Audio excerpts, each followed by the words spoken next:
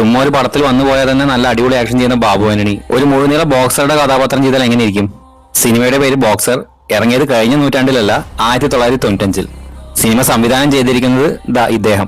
ഒരു ചുക്കും അറിയില്ല. സിനിമയ്ക്കുള്ളിൽ നടക്കും. സിനിമ കാണുമായിരിക്കാം, അല്ലെ ചില സിനിമാക്കാരുടെ പരിചയം കാണുമായിരിക്കാം, അല്ലെങ്കിൽ പിന്നെ ഈ വേട്ടക്കാർക്ക് വേണ്ടി ഇങ്ങനെ ഘോരം ബാധിക്കത്തില്ലല്ലോ. അവസാന സിനിമ കഴിഞ്ഞ നൂറ്റാണ്ടിലല്ലേ. പണ്ട് ഏഷ്യാനെറ്റിൽ ഈ സിനിമ വരുന്ന സമയത്തൊക്കെ ഇതിലെ ബോക്സിംഗ് സീനുകൾ കാണാൻ വേണ്ടി ഞാൻ ഈ സിനിമ കണ്ടിരുന്നു. പിന്നീട് ഈ സിനിമയെ കുറിച്ച് ഒരു വീഡിയോ ചെയ്യാമെന്ന് കരുതിയപ്പോൾ ഇത് ഒന്നുകൂടി പോയി കണ്ടു. സിനിമ കാണുമ്പോഴൊക്കെ ബൈജു കൊട്ടാരക്കര നടത്തിയ ഇന്റർവ്യൂകളാണ് എനിക്ക് ഓർമ്മ വന്നത്. പ്രത്യേകിച്ച് ഇതിലൊരു ഫയർ ബ്രാൻഡ് കഥാപാത്രം ചെയ്ത ഷമ്മി തിലകന്റെ ഇൻട്രോ സീൻ. അതിൽ പുള്ളി പറയുന്നുണ്ട്, സെൻസസ് അല്ല. ബാബുവിനയുടെ ഫൈറ്റിനെ കുറിച്ച് നമുക്കൊന്നും പറയേണ്ട കാര്യമില്ല. അന്നും ഇന്നും ഞാൻ അദ്ദേഹത്തിന്റെ ഫാനാണ്. അതുകൊണ്ട് തന്നെ അദ്ദേഹത്തിന്റെ എല്ലാ സിനിമകളും ആ കാലത്ത് ഞാൻ എൻജോയ് ചെയ്തിട്ടുണ്ട്. പക്ഷെ ആ സിനിമകളൊക്കെ ഇന്ന് കാണുമ്പോൾ തോന്നുന്നത് എല്ലാവരും പറയുന്ന പോലെ ബാബുവിനെ നായകന്റെ കൂടെയാണെങ്കിൽ ഒരു ആശ്വാസമാണ്.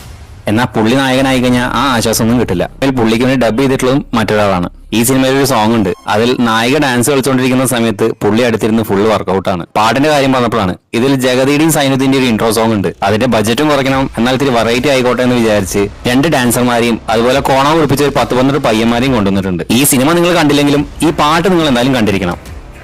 പിന്നെ ഈ സിനിമയിൽ ഒരുപാട് വില്ലന്മാരുണ്ട്. നരേന്ദ്രപ്രസാദ്, അദ്ദേഹത്തിന്റെ മകനായി നമ്മുടെ സി മിസ്റ്റർ വിജയ് മേനോൻ, അതുപോലെ നമ്മുടെ സീസണിലെ വില്ലനായ ഗവിൻ പക്കാട്, പിന്നെ ഫോറിനറായ ഇംഗ്ലീഷ് മാത്രം സംസാരിക്കുന്ന മലയാളം അറിയാത്ത നമ്മുടെ അബുസലീം ചെയ്ത കീബ്രോ ഡാനിയൽ. ഈ സിനിമ അന്ന് കണ്ടപ്പോൾ എനിക്ക് തോന്നിയൊരു സംശയം ഉണ്ടായിരുന്നു, വില്ലന്റെ ഭീഷണിക്ക് വഴങ്ങി പുള്ളി മാച്ചിൽ തോറ്റു.